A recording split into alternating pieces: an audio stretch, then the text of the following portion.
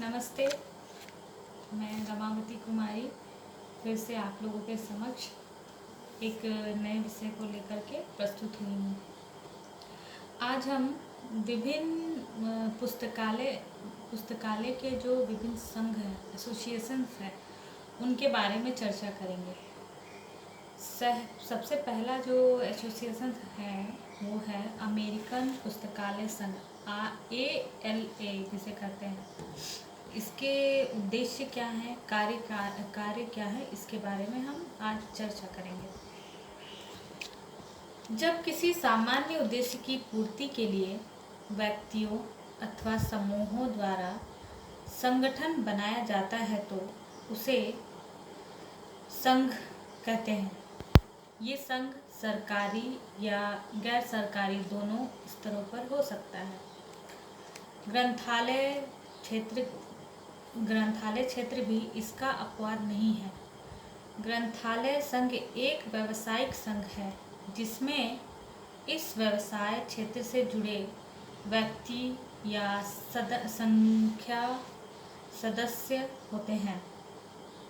कुछ प्रमुख पुस्तकालय संघ के उदाहरण ALA, LA, ILA, ISLIC आदि हैं। ग्रंथालय संघों की स्थापना कुछ उद्देश्यों के लिए की जाती है। अंतर्राष्ट्रीय, राष्ट्रीय तथा राज्य स्तर पर व्यवसाय प्रतिनिधित्व करना ये संघ का उद्देश्य होता है। ग्रंथालय तथा ग्रंथालय व्यवसाय से जुड़े व्यक्तियों के विकास तथा भलाई का कार्य करना ये भी किसी संघ का उद्देश्य होता है। विभिन्न राज्यों तथा राष्ट्रीय स्तर पर ग्रंथालय अधिनियम पारित करना या उसके लिए प्रयास करना। ग्रंथालय कर्मचारियों की शिक्षा प्रशिक्षण की उचित व्यवस्था करना। राष्ट्रीय संस्था एवं सूचना नीति तथा सेवा की राष्ट्रीय नीति तैयार करना। सम्मेलन, गोष्ठी, सभा, परिसंवाद आदि का आयोजन करना जिससे ग्रंथालय कर्मचारी एवं जनता में पुस्तकालय के प्रति जागृति आ सके। इन्हीं सारे उद्देश्यों की प्राप्ति के लिए अमेरिका में भी 1876 ईस्वी में मेलविन ड्यूवे के प्रयास से अमेरिका, कनाडा तथा ग्रेट ब्रिटेन के पुस्तकालय अध्यक्षों का एक सम्मेलन आयोजित की गई। तत्पश्चात ALA, अमेरिकन लाइब्रेरी एसोसिएशन की स्थापना की गई जिसका मुख्यालय शिकागो में रखा गया। इसके प्रथम संस्थापक सचिव मेलविन ड्यूवे को बनाया गया। यह सबसे बड़ा एवं सबसे पुराना पुस्तकालय संघ है। अब हम सदस्यता के बारे में देखेंगे।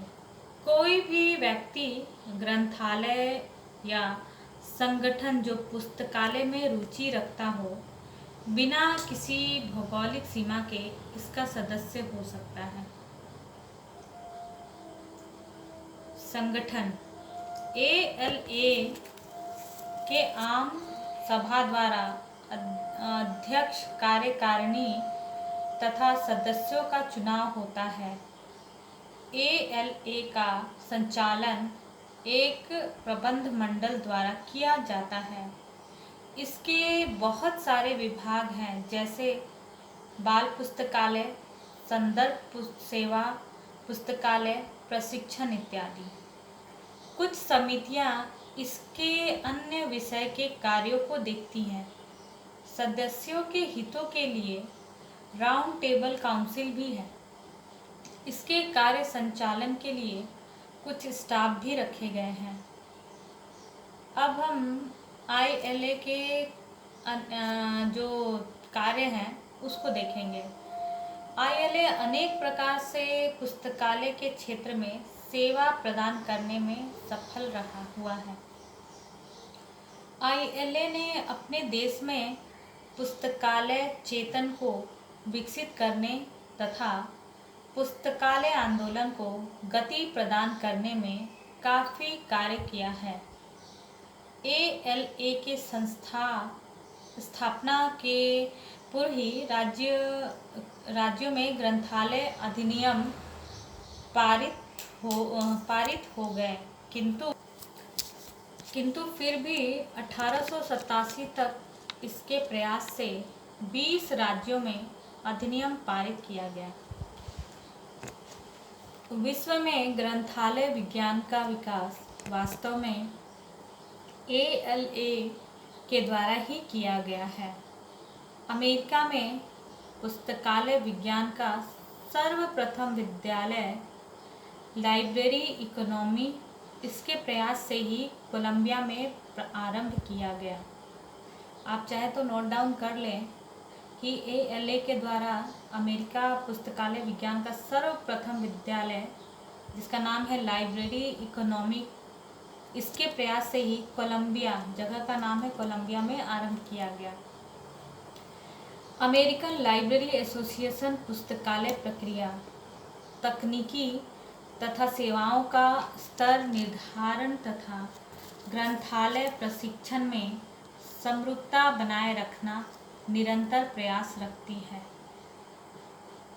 ग्रंथालय एवं सूचना प्रसारण के क्षेत्र में शोध तथा नए प्रयोग करने के लिए इसका महत्वपूर्ण योगदान रहता है।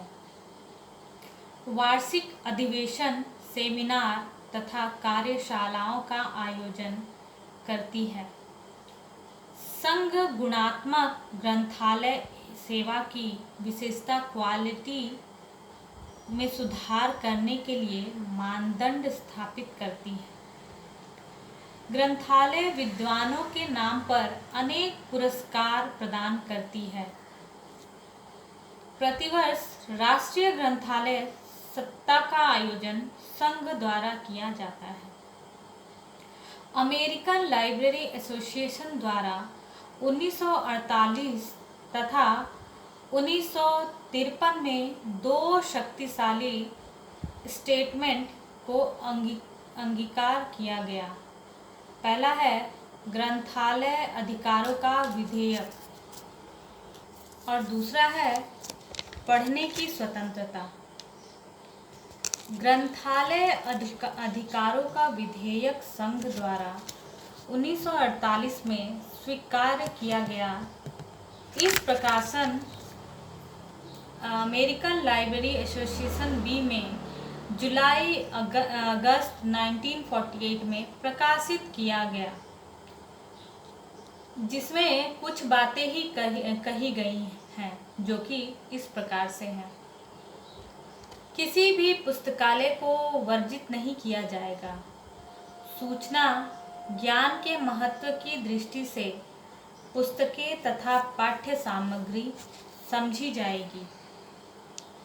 सैद्धांतिक और स्वीकृति के कारण कोई पुस्तक या पाठ्य सामग्री का बहिष्कार नहीं किया जाएगा। अंतर्राष्ट्रीय, राष्ट्रीय तथा स्थानीय समस्याओं से संबंधित समस्त दृष्टिकोणों को प्रस्तुत करने वाली पाठ्य सामग्री का प्रावधान किया जाएगा। ऐसे नैतिक अथवा राजनीतिक राय पर आधारित ग्रंथ जो अमेरिकावाद को स्थापित करता हो को ग्रंथालय द्वारा जनसाधारण को सूचना तथा प्रबुद्धता देने के अपने उत्तरदायित्व के अनुरक्षण हेतु चुनौती देनी चाहिए। प्रजातांत्रिक जीवन यापन के लिए एक शिक्षण संस्थान के रूप में ग्रंथालय को अपने सभा का उपयोग समस्त समूहों को बिना विचारों के भेदभाव के उपलब्ध कराना चाहिए। सन 1953 में संघ ने अमेरिकी पुस्तक प्रकाशन परिषद के सहयोग से पठन पाठन की स्वतंत्रता पर एक वक्तव्य तैयार किया। किया गया जो इस प्रकार है। पठन पाठन की स्वतंत्रता हमारे प्रजातंत्र के लिए आवश्यक है। हमारा विश्वास है कि संचार हमारे मुक्त समाज एवं संस्कृति की रक्षा के लिए आवश्यक है। प्रकाशन पब्लिकेशन अमेरिकन लाइब्रेरी एसोसिएशन के 2000 के लगभग प्रकाशन हैं, जिसमें कुछ इस प्रकार से हैं। American Library Association year book. दूसरा है American Library Association hand book of organisation and members और डायरेक्टरी एनुअल। तीसरा है अमेरिकन लाइब्रेरीज, ये मंथली आता है। और जो चौथा है न्यूज़लेटर, वॉशिंगटन न्यूज़लेटर। पांचवा library technology project report. American Library association ऐसी संस्था है जो पुस्तकों, सूचना, शिक्षा, संचार आदि से संबंधित है के साथ सहकारिता रखती है। यह यूनेस्को, IFALA, FID की गतिविधियों में भी सक्रिय रूप से भाग देती है। इससे ग्रंथालय संबंधी विषयों में अनेक देशों की सहायता की है। इसके कार्य की जितनी प्रशंसा की जाए वह कम है। Indian associations of special library. अब हम देखेंगे IASLIC के बारे में। जैसा कि हम जानते हैं, जब किसी सामान्य उद्देश्य की पूर्ति के लिए व्यक्तियों अथवा समूहों द्वारा एक संगठन बनाया जाता है तो उसे संघ कहते हैं। ये संघ सरकारी या गैर सरकारी दोनों स्तरों पर हो सकता है। ग्रंथालय क्षेत्र भी इसका अपवाद नहीं है। ग्रंथालय संघ एक व्यावसायिक संघ है जिसमें इस व्यवसाय क्षेत्र से जुड़े व्यक्ति या संस्था सदस्य होते हैं। कुछ प्रमुख संस्था संघ के उदाहरण ALA, ILA, IASLIC आदि हैं। IASLIC संघ की स्थापना डॉक्टर SL होरा के सदप्रयास से 3 दिसंबर 1955 को कलकत्ता में हुई थी। इसके प्रथम अध्यक्ष डॉक्टर होरा ही निर्वाचित हुए। यह एक पंजीकृत विद्वत परिषद है जिसका प्रधान कार्यालय कलकत्ता में स्थित है। IASLIC के उद्देश्य।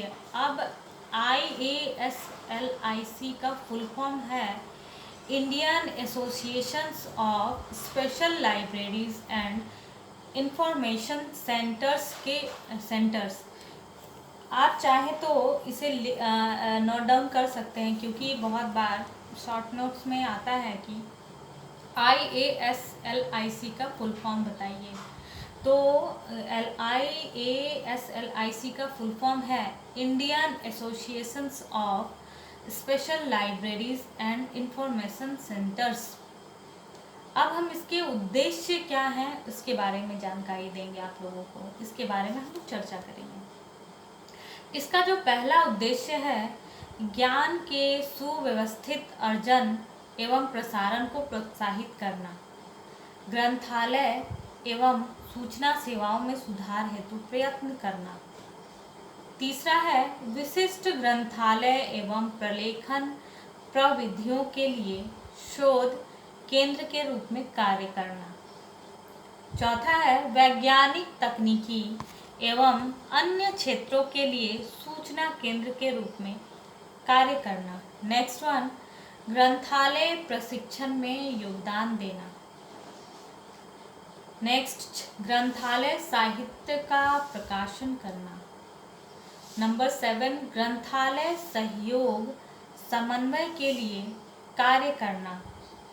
विशिष्ट ग्रंथालय एवं सूचना केंद्रों में कार्य कर्मचारियों की तकनीकी दक्षता में सुधार के लिए कार्य करना। अब हम Indian associations of special libraries and information centres के कार्य के बारे में चर्चा करेंगे।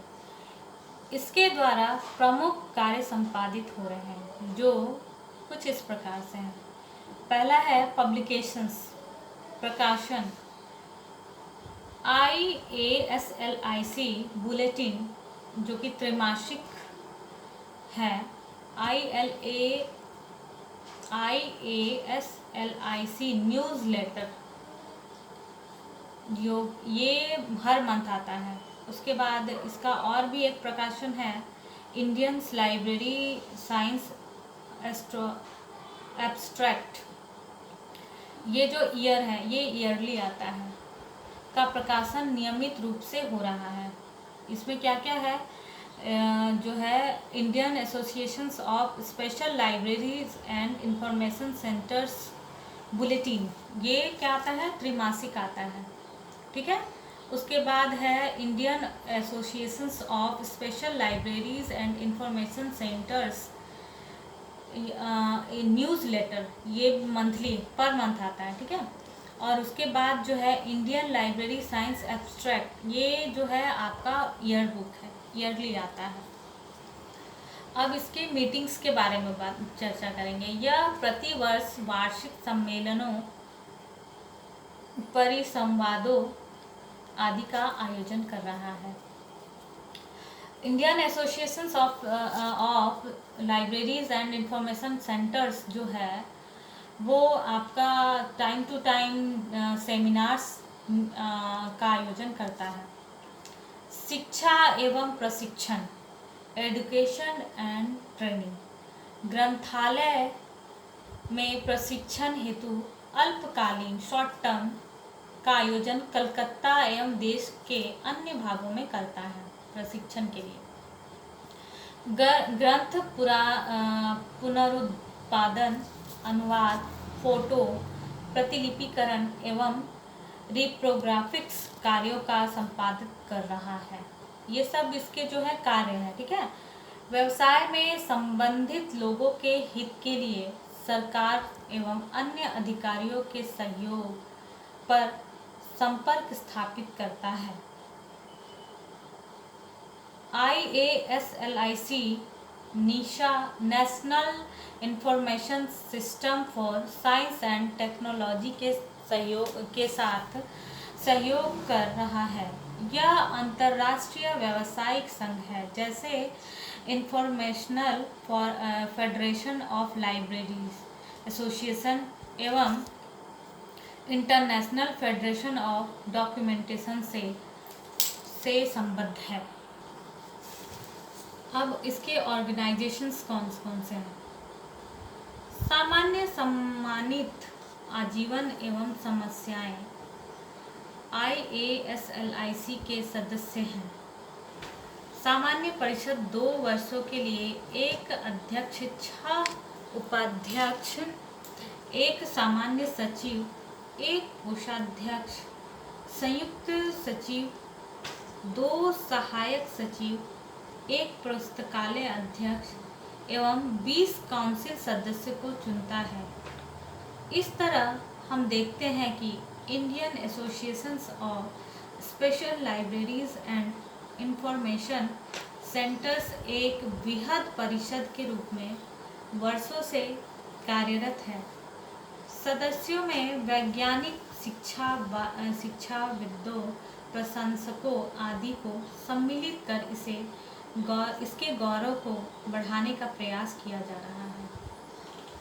अब हम पुस्तकालय तथा सूचना सेवा के विकास में संलग्न संगठन यूनेस्को के बारे में चर्चा करेंगे। राष्ट्रीय तथा अंतर्राष्ट्रीय स्तर पर कई संगठन प्रणालियों तथा केंद्र हैं जो पुस्तकालय तथा सूचना सेवा के विकास तथा प्रोत्साहन के लिए प्रयत्न करते रहता है। इसके अंतर्गत शासी निकायों के साथ साथ अनेक ऐच्छिक व्यावसायिक संगठन हैं। इस इकाई को सुव्यवस्थित करने में अंतर्राष्ट्रीय संगठन जैसे UNESCO, UNISIST, IFLA, INIS, AGRIS आदि हैं। यूनेस्को का फुल फॉर्म है United National Educational signify and culture organisation. इसकी स्थापना सन 1946 में संयुक्त राष्ट्र संघ के अंतर्गत एक अंतर सरकारी एजेंसी के द्वारा इसकी गतिविधियां जिस कार्य क्षेत्र से हैं उसकी जानकारी इसके नाम से ही मिल जाती है। साथ ही इसकी गतिविधियां पुस्तकालय, प्रलेखन, सूचना, पुस्तक उत्पादों, प्रतिलिपि अधिकारों आदि मामलों के साथ भी है। इस सभी विषयों से संबंधित कार्य यूनेस्को मुख्यालय में गठित विभिन्न इकाइयों के माध्यम से किया जाता है। यूनेस्को के 2 विभाग, सूचना विभाग तथा प्रलेखन विभाग, जिसके द्वारा इन गतिविधियों का संचालन किया जाता रहा है, को मिलाकर 1976 में नए विभाग का गठन किया गया, जिसे जनरल इंफॉर्मेशन प्रोग्राम कहते हैं। प्रारंभ में ही यूनेस्को पुस्तकालय सेवा को प्रोत्साहन तथा सहयोग और विकास के लिए प्रतिबद्ध रहा है। यूनेस्को अपने तकनीकी सहायता कार्यक्रम तथा यूनाइटेड नेशनल डेवलपमेंट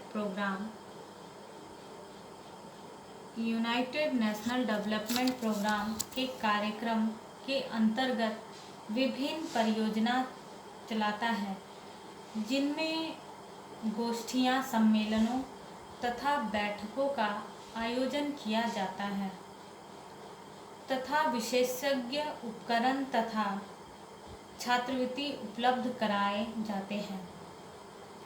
मैनुअल का प्रकाशन किया जाता है। मानक तथा दिशा निर्देश प्रलेख तैयार किया जाता है। ग्रंथालय सेवाओं के लिए सहायता दी जाती है। विकासशील देशों को लाभ पहुंचाने वाली अनेक कार्यक्रम उसके द्वारा चलाई जाती हैं। यूनेस्को द्वारा सार्वजनिक पुस्तकालय का विकास, राष्ट्रीय पुस्तकालय का संवर्धन, विश्वविद्यालय पुस्तकालय की स्थिति में सुधार, सूचियों का निर्माण अंतर्राष्ट्रीय स्तर पर है, पर प्रकाशनों का आदान प्रदान आदि।